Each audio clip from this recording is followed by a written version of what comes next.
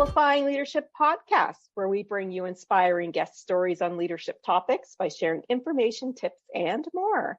My name is Tara Lehman, and I am a partner, coach, and consultant at Twin Life Coaching and Business Services, of which Amplifying Leadership is a division. Leaders, we are here to support you with tools, coaching, workshops, and more through our leadership services. To learn more about us or our leadership community, please visit amplifyingleadership.ca. Today, I am welcoming Richard Blank. Richard is a speaker, trainer, CEO of Costa Rica's call center, as well as someone who owns the largest collection of restored American pinball machines in Central America. Welcome to the show. I'm so happy to be here. I can't wait to amplify my experiences and stories, shed some light, share some secrets. Love it. So before I get started, why pinball machines? Why pinball machines? Yeah, I'm curious. Why pinball machines? I look at it like Tom Hanks in the movie Big. He made a lot of money. The first thing he wanted was a trampoline and a game room and a loft. And so for me, I'd rather have a pinball machine than a Rolex any day. I love it. It was growing up in the 80s. It was being jealous of Ricky Schroeder's silver spoons. And I remember that. And I loved arcade. We're dating ourselves. Of course. And a lot of your audience can relate. And so back in our day, the arcade was cool and the marquees were great. And there was a place to hang out and have fun. And I have the space, I have the interest, and still the passion. That's my greatest hobby, Tara. I love to collect jukeboxes, pinball machines, and retro arcade machines. I love it. I love it. That's awesome. And thank you for sharing that with us. My pleasure. So, why don't we start a little bit about you and how you came into leadership today? Well, my story begins in Northeast Philadelphia. When I graduated the proud Abington High School, my leadership was believing in myself and not succumbing to pressures in regards to careers or educational expectations. I wasn't Ivy League and I didn't want medicine or law. My favorite class was Spanish, Tara. So as a leader myself, I doubled down on my favorite class and was a Spanish major in college at Arizona. I was a French major. That's funny. Isn't that cool? So you know about the subjunctive tense, but yes, it's like an artist. It expands different areas of the mind. For me, it added such momentum. It showed good faith, structure, discipline, cognitive skills. Imagine this. Yes, it seemed like a chore in the beginning, but once you mastered the grammar after a couple months, the rest was it was gravy. But when you love it, you can't get enough of it. Yeah. And I know you, Tara, it just wasn't the schoolwork and the homework and the classroom. You listened to songs and watched movies. Yeah. And you probably listened to, what's her name, Edith Piaf, who used to sing back in the day, that beautiful French singer. I actually listened more to Celine Dion's French than French songs. Well, look at your passion. Yeah. Like mine. And I took it a step further. I wanted to immerse myself in a culture. And since there was such positive reinforcement and all the world was a stage, I couldn't help but drink life. Yeah, so this is kind of why I'm here today, Tara. That's awesome. Thank you for sharing that. So if I did have to ask you, one of your biggest obstacles that may have came through when you started to becoming a CEO of the call center, the Costa Rica call center, what would that big obstacle be for you? Now, let's look at obstacles during different years of your lives. The first was guilt. Can you live your life or a life of somebody else? That's number one. Yes, number two, that's you have a big enough one. guts and fortitude to move abroad and to actually throw your cards on the table, which I did. I believed that I had momentum and was prepared for this. But starting a company, I guess I got an advantage. I worked at my friend's center for 4 years, Tara. So I learned the business from the inside out, but not at C-level. I learned it with the people. Cubical. And you got to hear the secrets, the good, the bad, the happy, and the sad. Right. I got to hear the chatter in the locker room talk. I realized that that's what people wanted. They wanted their dignity. They just didn't want to feel expendable or like a robot or just grinded. Yeah. So to compete against the big boys like Amazon and the other large call centers, I believed by extending any sort of empathy and creating a certain company culture through the gamification breaking bread, advanced English skills, and just really being that sort of boss that's hands-on. I might have a chance. Yeah. And so by incorporating my culture, or you're Canadian, my United States, our North American culture to a Central American culture, it was a perfect fit, like a Reese's peanut butter cup, chocolate and peanut butter. I like that metaphor. But it had to be done. We took the best of both. And we asked clarification questions for the other parts, just to make sure that there's no miscommunication or any sort of insulting. And so it wasn't careful, it was calculated.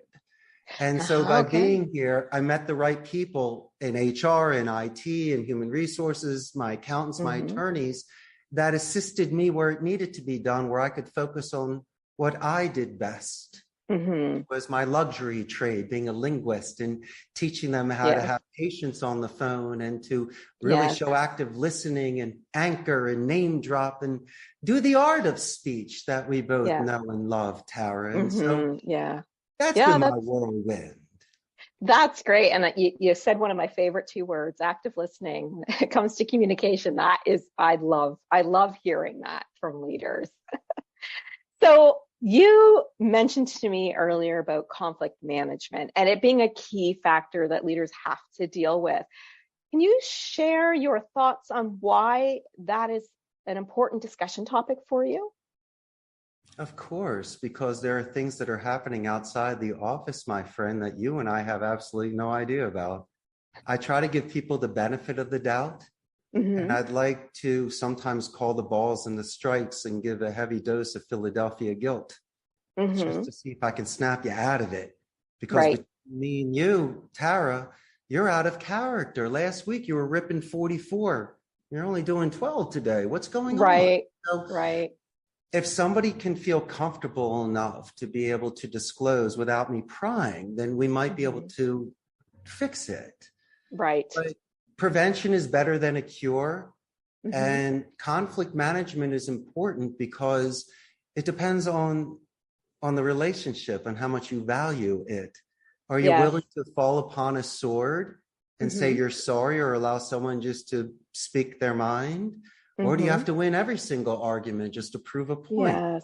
And so for me, a lot of it, Tara, has to do with maturity and impulse control. Now, I know that I'm broad stroking this, but it can relate to each person individually. And these were the sort of individual personal goals that I had to accomplish in order to get to next levels. Because if I kicked and cried like a baby in front of 100 people, they'd laugh at me. They wouldn't respect me. But on the flip side, my friend, I'm also a human being. So I want them to see the passionate, true side of a man that's fighting for this. And so I'm not like what you see in the movies or out of Hollywood. I will sit down and break bread with you. I will play pinball together, and I'll not correct your grammar, but I'll make suggestions to make your rhetoric more diplomatic and strategic. I will power up your vocabulary, replace words like help and use assist and guide and lend a hand, and say, for my clarification compared to excuse me, we can readjust tones. And so by doing so, these individuals will be able to have that much more balance in their work. No, I love that. That's awesome. And even just changing words and reframing what we say, it's huge. So yes, awesome. What do you feel are some of those common ways that leaders who maybe struggle with conflict management, like what can they do to move beyond that? How can they learn to deal with conflict management or learn the tools of conflict management? Of course. I like using metaphors and I like my imagination.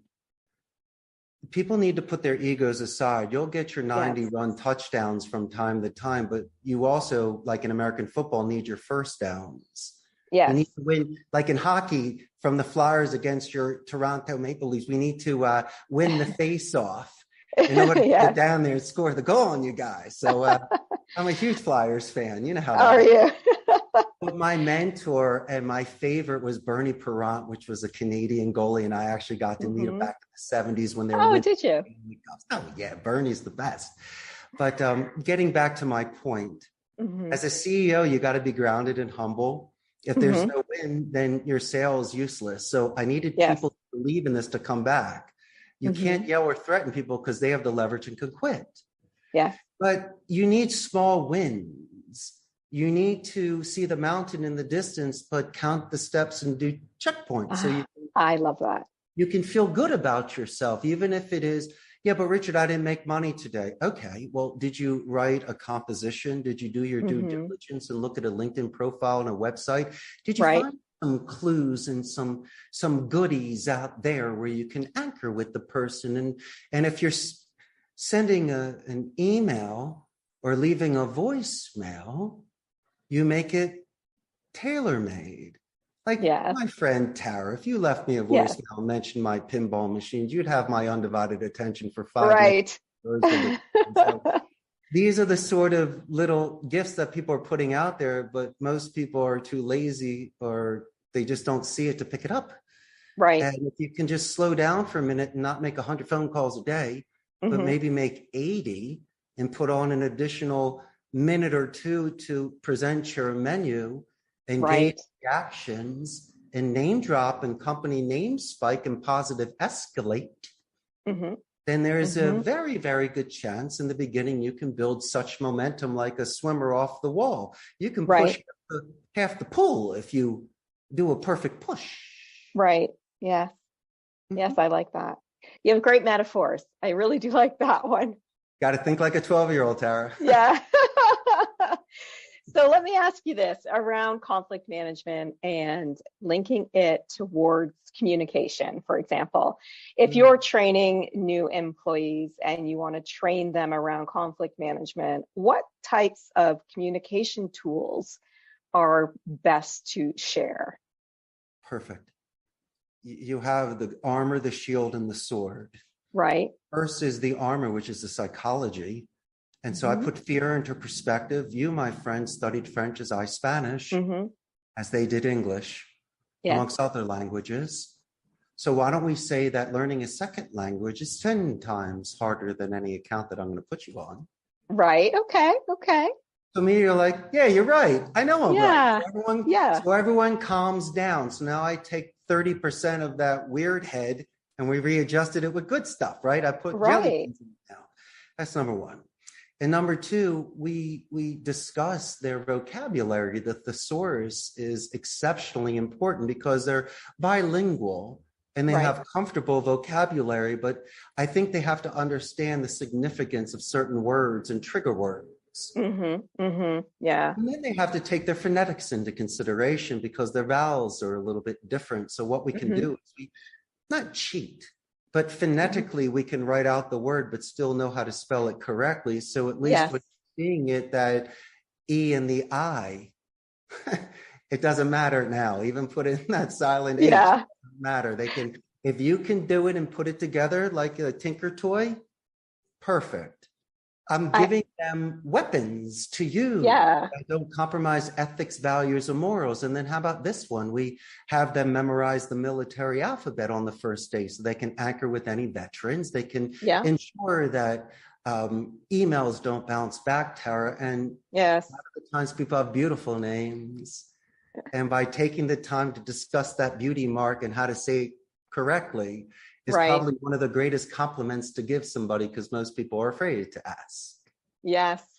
And I have to admit, coming back to something you just previously said was when it comes to names, for example, I have guests, sometimes I don't know how to say their name. And so when they tell me how to say it, I write it out how it sounds. Right. But I never put it out there that way. It's always out there properly, but that way I don't offend them when we do our recording. I want to make sure I say it right.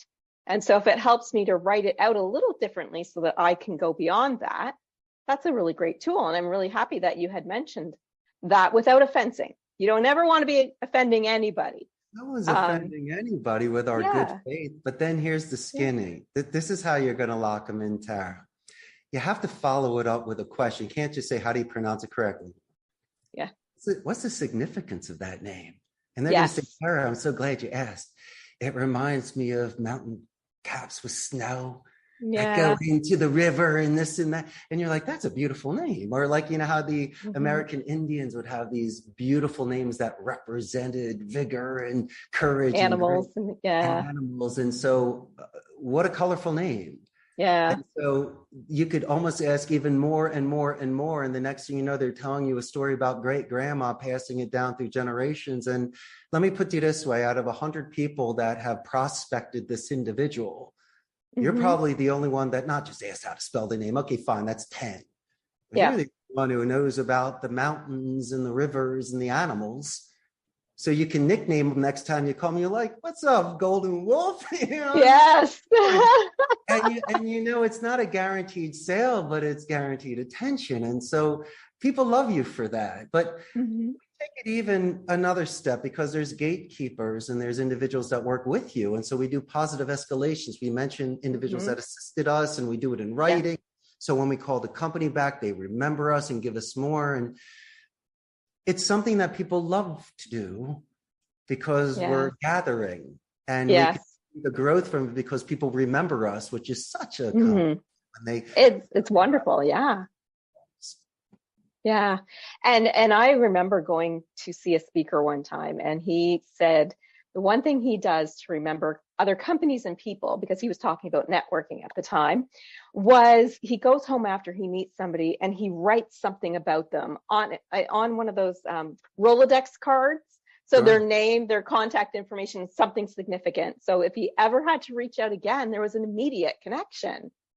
So that reminded me of that when you were talking about those types of things, because that networking side, or even making those connections, especially probably where you are, is so, so important to have those customers or those clients come back, or even just to feel that you heard them the first time.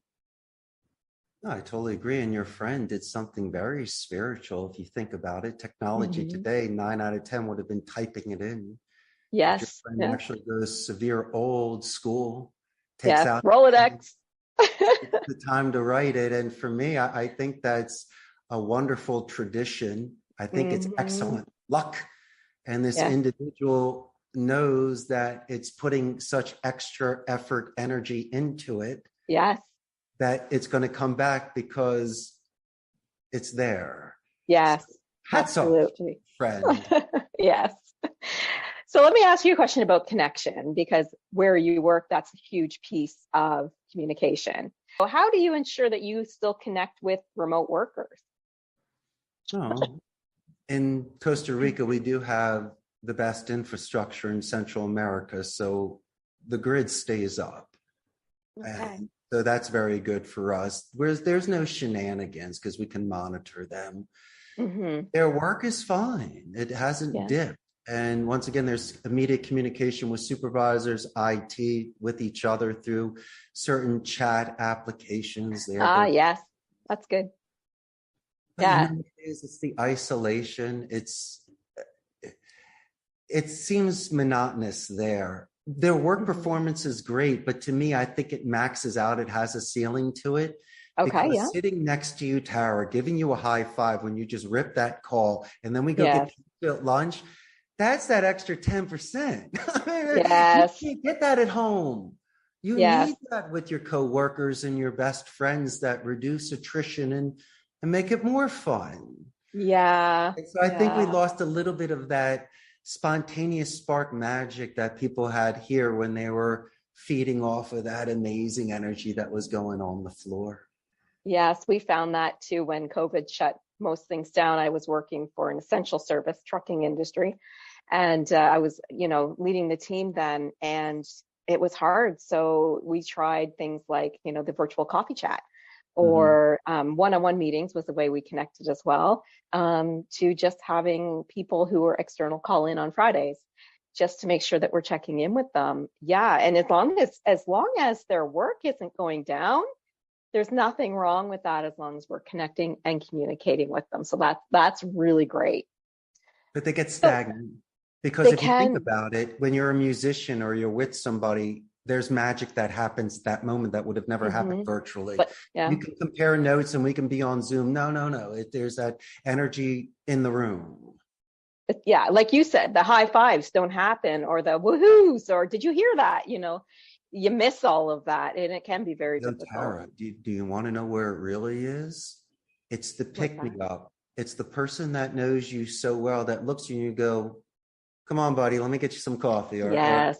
Or let's go have a chat. Or that's absolutely. Exactly. Yeah. And so that's the human connection that people have with one another that maintains that sort of harmony and balance. And unless you are just so rigid, or you can meditate or in some sort of trance, it's impossible to maintain that sort of feeling alone. Yeah. Yes, I agree. Thankfully, we're all coming back. Most people are starting to come back to the offices, etc. So let me ask you this. What do you feel is the biggest part of leadership to lead effectively that maybe we haven't already touched on, that could be that key takeaway for our audience today? I believe in no surprises. If you're vulnerable, it only makes you powerful. And so if you try to cover something up, or you make it latent, or it doesn't work that way. Right. Foundation is strength. And so character is judged during chaos, Tara. And so the best long-term relationships I've had with clients have been when I've discussed in a forthright manner prior to a contract things that may happen, right? Possible attrition rate, or maybe, training, resources, hiccups. But on the flip side, if you are proactive and I call and let you know that Billy quit today because Amazon hired him, but we already have 3 people in training, they should be on the phone in 2 hours. Right. Then that's the sort of thing that gets you points. And I like the fact of calling my clients with good news, and I can't say bad news. It's shared news. I like that. Remember I mentioned maturity before. Yes. I'm not Dennis the Menace. I didn't break your window. Something happened. And so the best thing for me to do so we can still be cool like that is to call you immediately and say, Tara, I got this going on, but I also got the solution. And, but that's okay. I guess today a lot of people don't give 2 weeks notices. I mean, I can't blame them. I mean, there are senses of urgencies and opportunities. If we start strong, Tara, we should finish strong. Yeah. You gave me your word. You filled out your resume, the bells and the whistles. Think about the sort of etiquette, ethics, and professional responsibility that you have to me and client. Yeah. And also, let's just look at it old school way. Why can't you look in my eyes, shake my hand, and say we had a great run together? Yes, and leave on a professional way. And that's something that can also, if you are leaving, maybe you can get a great reference because, us as leaders, we know people sometimes grow and need to move on, and that's okay. But again, the respect piece, making sure that that's in there as well. Maybe how you were raised. Yeah. And so I didn't really know the whole playbook, but I did know about manners and respect. Yes. And you must say goodbye before leaving a party. Yes. And ask permission before taking a beverage. And make sure to write thank you notes. And if you're not showing up on time, calling and being courteous of people's times. And I don't know about you, but that's just the checklist of the basics. Yes. Going back to the basics. I love it. But Tara, I get disappointed more than I do angry. And I expect the most of people. So I give them the benefit of the doubt. And the majority of the people have stepped up to the plate and shined and shed some skin and really most of them do. The best. But from time to time, I've had people that have been fading flowers. They were amazing in the beginning, shiny objects. Yes. You realize they had no depth. So they really weren't there for the long. Yeah, for the long haul. They weren't there in the first place. There for a paycheck, right? Can't blame them. And they sold me well. They're a one-trick pony, and they got a great 5 minutes. So you got me good. But when it's time for us to really have that heart-to-heart conversation, or to contribute to something, or just to, It's where you see, but I also like to listen because people can give me incredible ideas. Absolutely. And they get full credit for it. Yeah. And so the more that you encourage somebody to participate without repercussion, the more that they can be groomed to become a future supervisor because they have that sort of experience. And, they got in the ring for a couple rounds. And I'll even take some budding supervisors and bring them into certain meetings just so they can understand how I make certain decisions.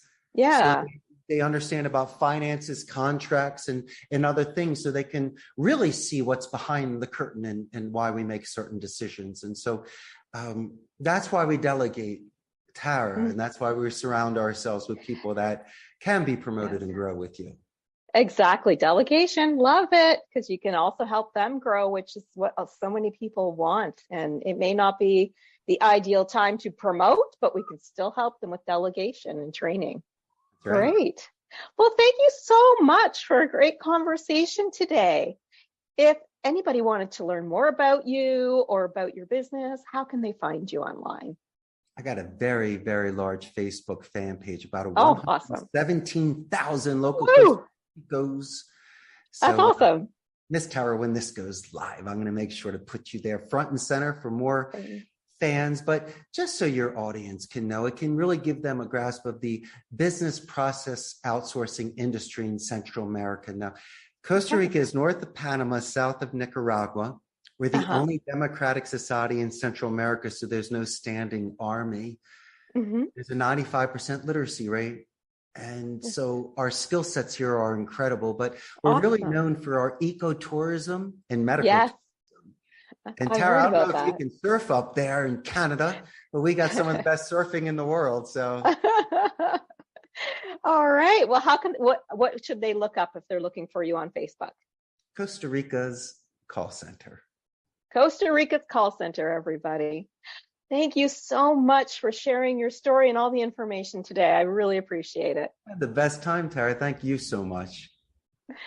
And of course, a thank you to our audience. We do hope you have a few takeaways today to help you on your leadership journey. If you are a leader or perhaps a leader to be who knows that leadership is about community, coaching, consulting, and more, please visit us at amplifyingleadership.ca, a twin life coaching and business services division. Until next time, please be safe and be an amazing leader or leader to be.